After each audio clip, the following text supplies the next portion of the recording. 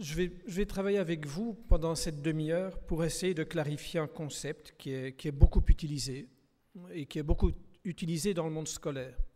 Je ne suis pas dans le secteur de la santé et je ne travaille pas dans les perspectives qui ont été décrites par le professeur Paulus.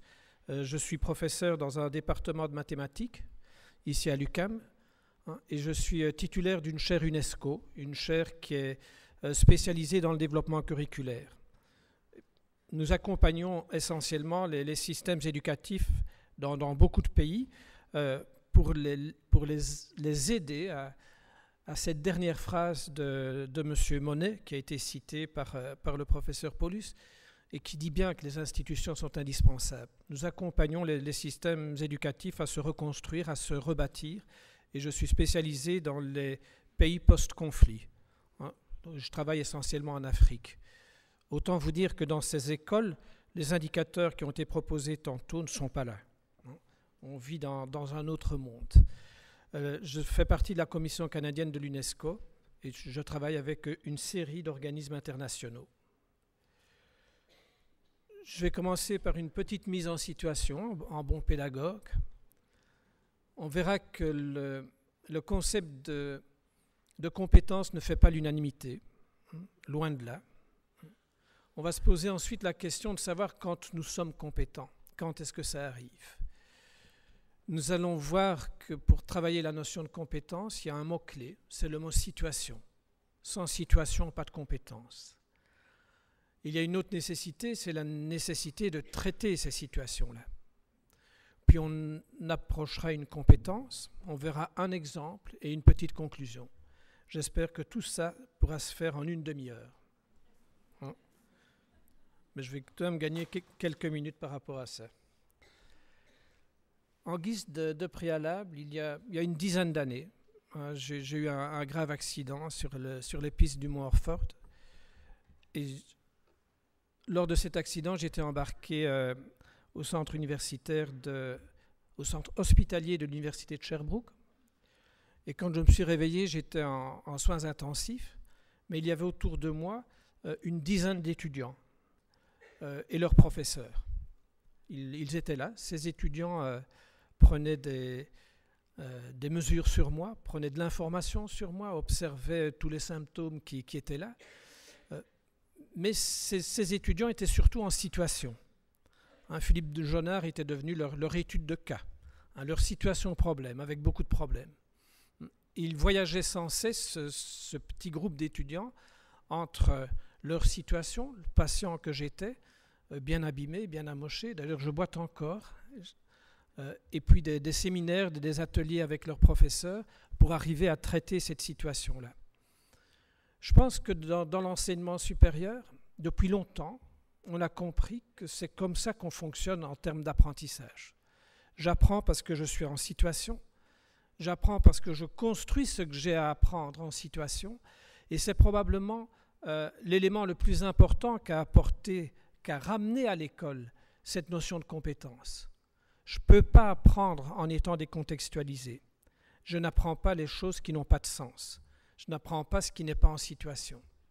On voit à l'heure actuelle, surtout ici au Québec, dans pas mal d'articles de vulgarisation, notamment dans le devoir, il y a quelques spécialistes des compétences au niveau du devoir, dans lesquels on oppose compétences et savoir, par exemple. C'est un non-sens. C'est une aberration d'opposer le contexte dans lequel je vais construire mes connaissances et les connaissances elles-mêmes. Je construis mes connaissances en situation et c'est parce que je développe des compétences en situation que je vais construire des connaissances. Ce n'est pas le contraire. Donc l'un a besoin de l'autre. Et j'ai fait mon doctorat chez... Je suis toi-même déjà vieux. J'ai fait mon doctorat chez Jean Piaget. Je suis un de ses derniers étudiants. Et Jean Piaget nous disait toujours « La connaissance est action ». Je comprends, je connais parce que j'agis. Et c'est à travers cette action-là que je construis des connaissances. C'est un premier point. Et nos vieux pédagogues, je viens de citer Jean Piaget, bien sûr, mais nos vieux pédagogues, John Dewey, pour les francophones, Célestin Frenet, et d'autres pédagogues, tous vos bons professeurs, tous ceux que vous avez eus depuis longtemps, et ceux dont vous vous souvenez, Ce sont des professeurs qui ont pu mettre ces connaissances que vous avez acquises et que vous avez retenues en situation. Ceux qui ne l'ont pas fait, vous avez tout oublié. Le lendemain de votre examen dans telle ou telle discipline, je ne vais pas en citer, pour ne choquer personne, mais vous le savez bien, le lendemain d'un examen dans telle ou telle discipline, vous ne connaissiez déjà plus rien de cette discipline-là. Et à la fin de vos études, ce sont des choses qui ont été évacuées depuis longtemps. Vous n'avez retenu que ce que vous avez pu construire en situation.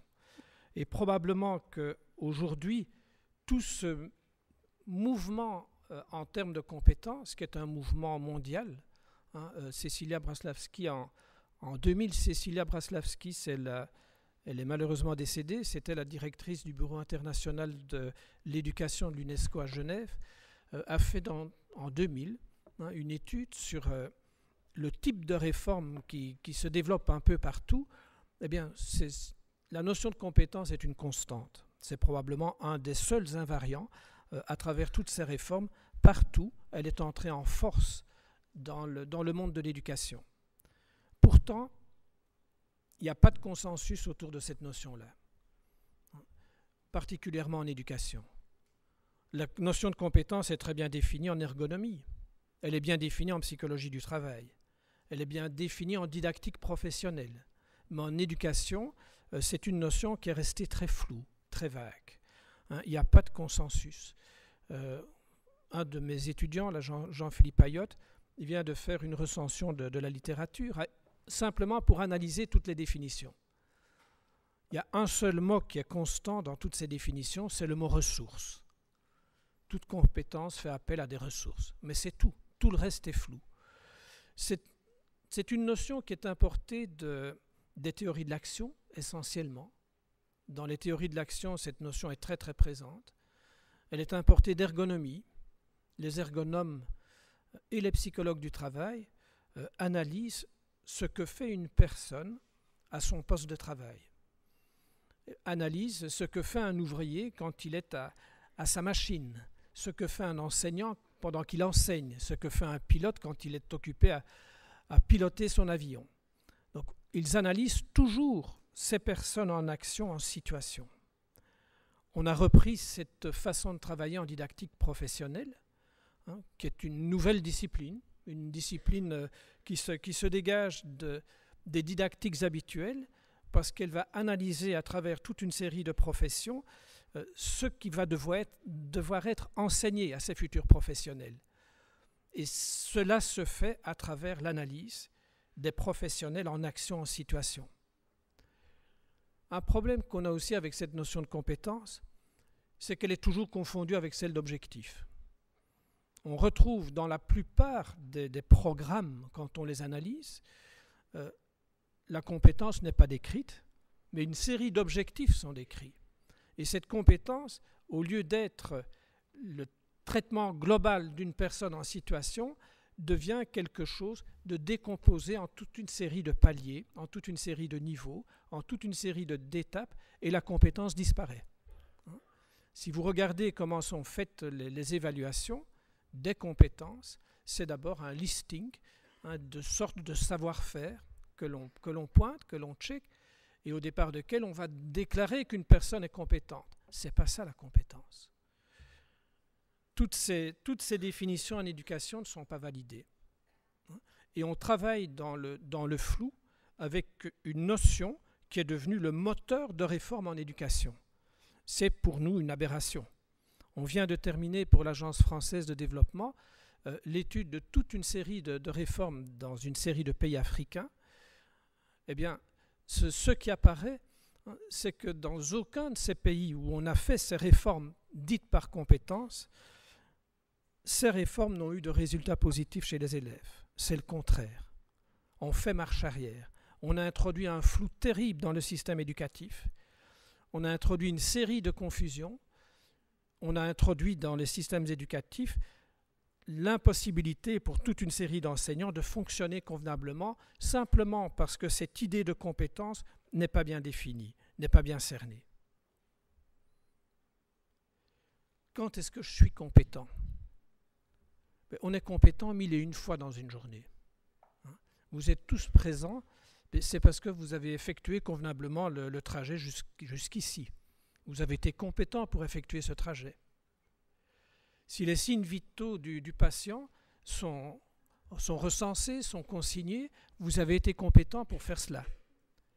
Si un patient agité est calmé et est de nouveau serein, de nouveau, vous avez été compétent dans ce cas-là. Si votre véhicule a eu un pneu plat sur le trajet pour arriver ici, mais que votre voiture est tout de même repartie avec la roue remise en état et que vous êtes arrivé, vous avez été compétent. Si l'article que vous avez écrit a été transmis à la revue, a été lu, a été compris, vous avez été compétent. Si le bois que vous avez fendu vous a permis d'allumer le poêle, de le charger, de l'allumer, et que ce poêle fonctionne, et que votre chalet est chauffé cette fin de semaine, vous avez été compétent. On est compétent 1001 fois dans une journée, mais on est toujours compétent après avoir traité une situation, pas avant. Je ne peux pas dire, avant que vous ne soyez arrivé, que vous avez géré convenablement la situation, effectué un trajet pour arriver au JASP. Je n'en sais rien. Vous êtes parti le matin, mais êtes-vous arrivé? Je vois que vous êtes là, effectivement, vous avez été compétent. J'avais des signes vitaux à relever. C'est la situation que j'avais à traiter. Je n'ai pu traiter cette situation et je ne suis déclaré compétent que si cette situation est traitée. J'avais un patient agité, c'est la situation que j'ai eu à traiter. J'avais une crevaison à ma voiture, j'avais un article à rédiger, j'avais vendredi soir un chalet à chauffer. Autant de situations, et autant de situations que je rencontre quotidiennement, de façon diverse. Mais vous êtes chaque fois compétent à terme, pas a priori. On ne déclare pas quelqu'un de compétent sans qu'il n'y ait eu une situation traitée.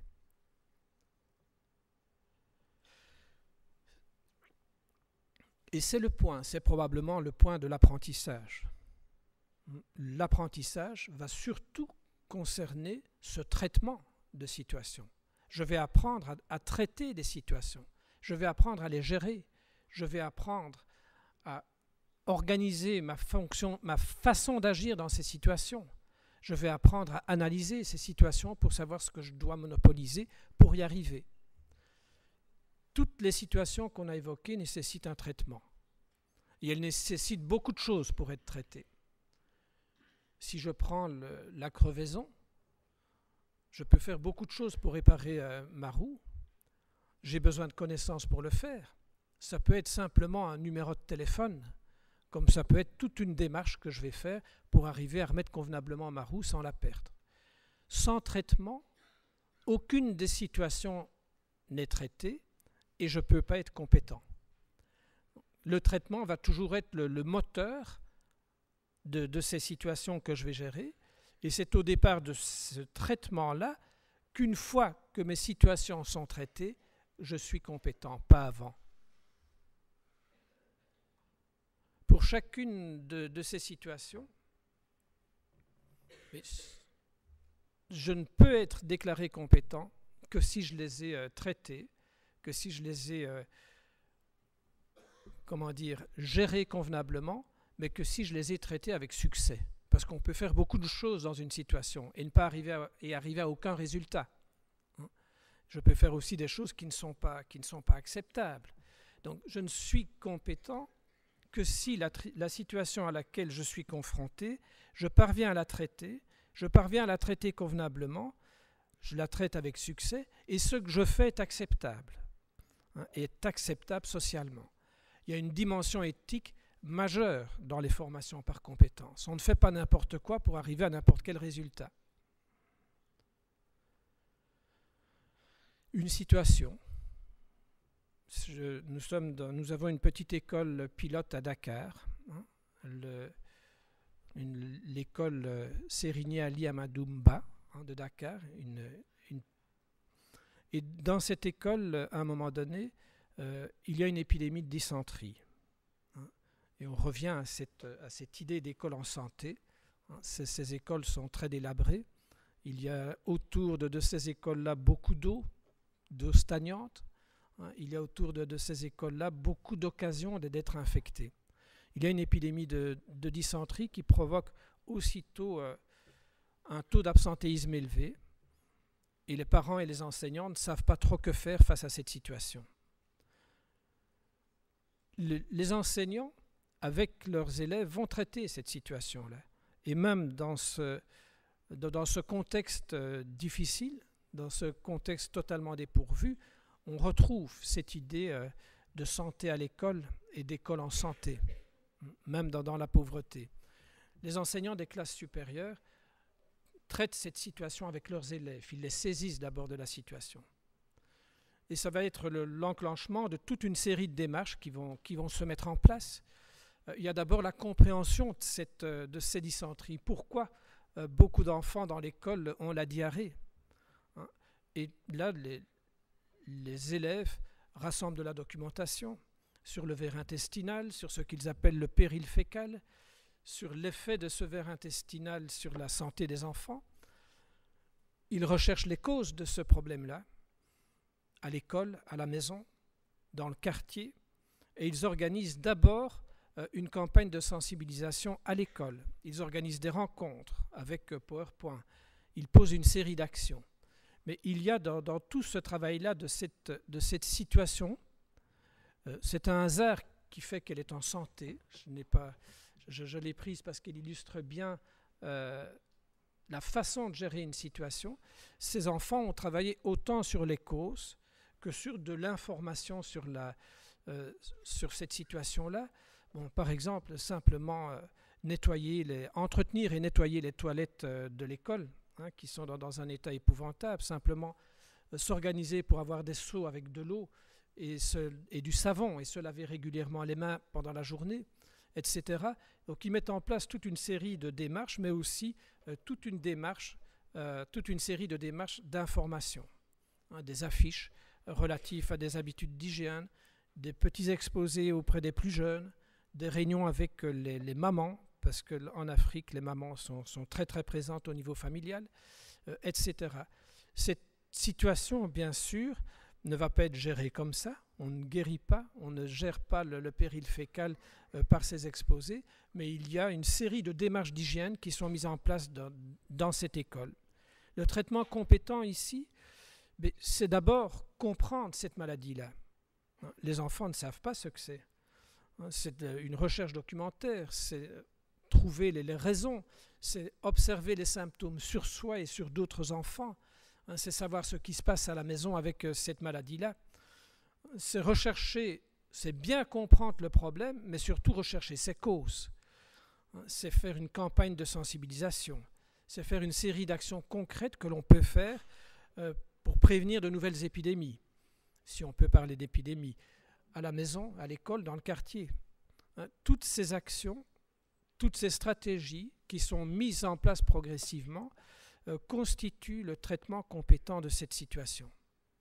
C'est une sorte de compétence collective qu'on voit ici.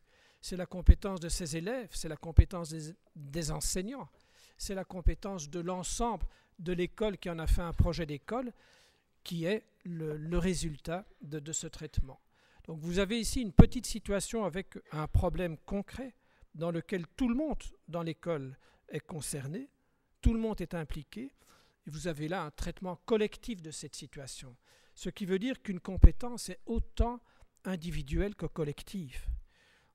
Une compétence individuelle qui ne servirait qu'à un seul individu ne servirait finalement pas à grand-chose.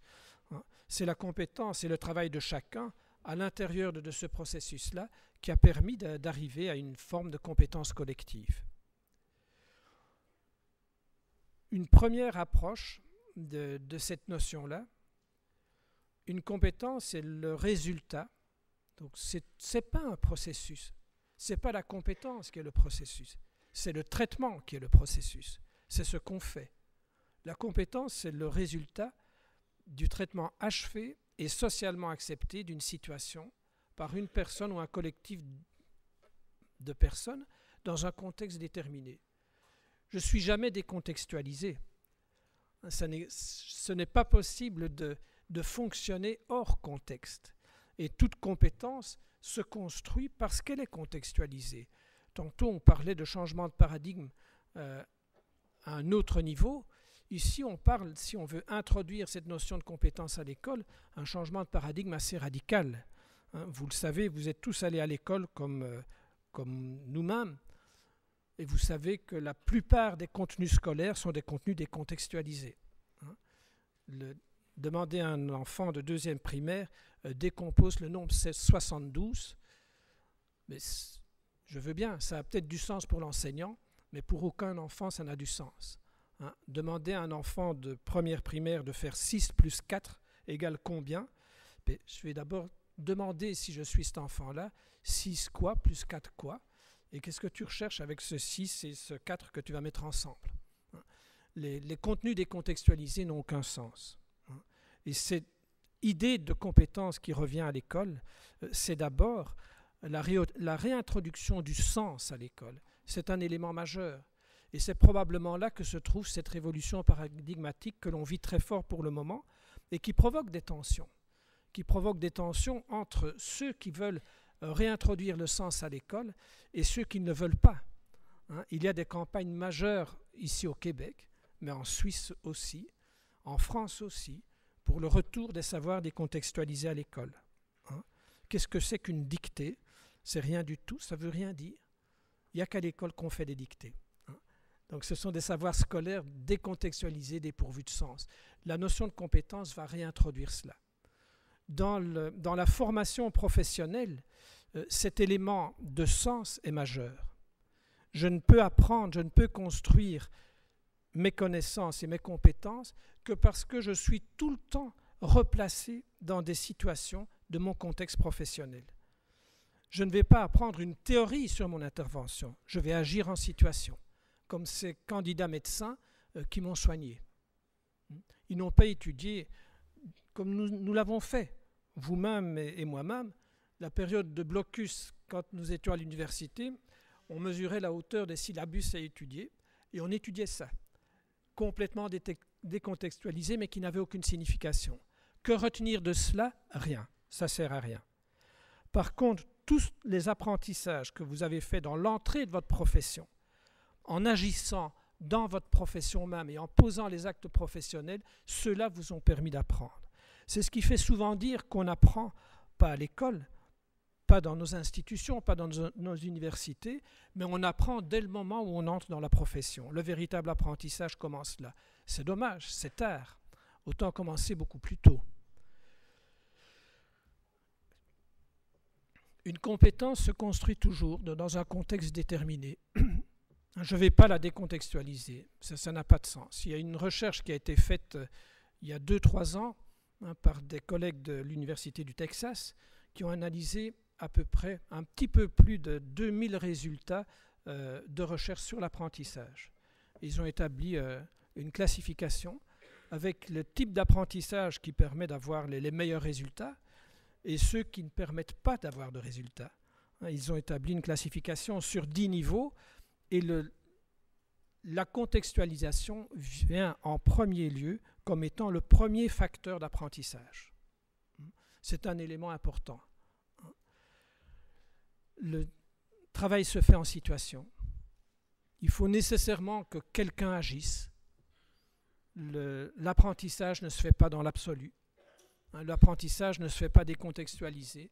L'apprentissage se fait par une personne ou des personnes, par des personnes en groupe, par des personnes qui échangent.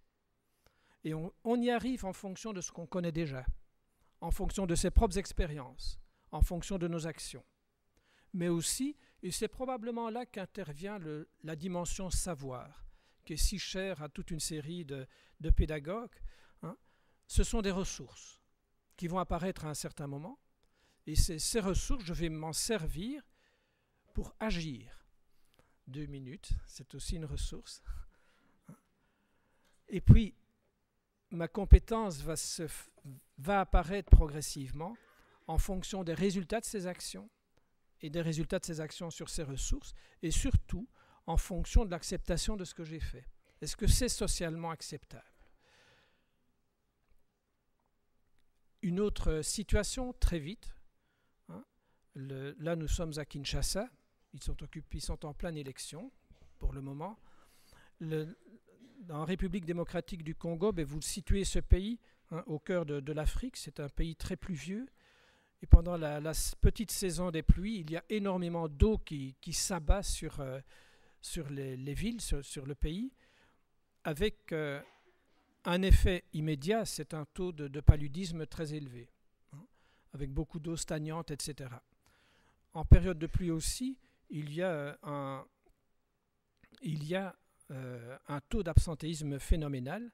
Les gens ne savent pas circuler, les routes sont bloquées, sont inondées, etc. Et il y a beaucoup de problèmes dans les maisons avec cette eau qui rentre partout, et à l'école aussi. Alors, au départ de cette petite situation-là, qui est fréquente, mais quand les élèves l'ont traitée, c'était une situation très difficile à vivre. Avec de nouveau les enseignants, toute cette situation est analysée, les quelques élèves qui restent là. Leur objectif dans ce travail-là, ça a été surtout de sensibiliser les autorités communales, les autorités municipales, aux problèmes que provoque cette pluie, avec des effets à long terme sur la santé même des jeunes. Donc ils ont recherché une série de données sur la quantité d'eau qui tombe chaque jour pendant cette saison-là. Ils ont fabriqué des pluviomètres avec des vieilles bouteilles en plastique. Ils ont calculé la moyenne d'eau tombée chaque jour. Et au départ de tout cela, ils ont recherché des actions à mener pour éviter toute une série de choses. Et ils ont rédigé un document bien argumenté qu'ils ont transmis au conseil municipal de la localité. Et ils ont fait une présentation dans l'objectif d'arriver à une série d'actions concrètes dans lesquelles eux-mêmes s'engagent. Alors, vous voyez de nouveau, on a ici une situation qui est complexe évidemment, une situation au départ de laquelle je peux faire beaucoup de choses. Ces enfants ont fait des mathématiques, ils ont calculé des moyennes, ils ont enregistré des données, ils ont fait une recherche documentaire sur l'effet des eaux stagnantes. Ils ont recherché des informations sur le paludisme, sur l'anophèle, ce moustique femelle. Ce n'est qu'un moustique femelle, l'anophèle, qui transmet le palu, vous le savez bien. La façon de gérer tout cela et la façon de transmettre des décisions au niveau du conseil municipal. En conclusion, j'aurais été vite, j'ai dépassé d'1 minute, je pense. En conclusion, je dirais qu'une personne ou un collectif de personnes ne peuvent être déclarés compétents qu'au terme d'un processus réussi de traitement d'une situation. Et j'ai besoin, pour moi, de 4 mots-clés pour parler compétences. Il me faut des personnes, je ne parle pas de compétences dans l'absolu. Il me faut des situations. Je dois pouvoir agir et je dois disposer de ressources. Ça veut dire, en formation professionnelle, que le point de départ de toutes ces formations-là, c'est d'abord une analyse des situations professionnelles qui doivent faire l'objet de formation. C'est moins le contenu qui m'importe que de comprendre les situations auxquelles les professionnels vont être confrontés, comment on doit les traiter. Et c'est remettre rapidement les gens qui doivent être formés dans ces situations et de faire en sorte qu'ils puissent, dès le début de leurs apprentissages, traiter des situations et les traiter convenablement. Merci beaucoup.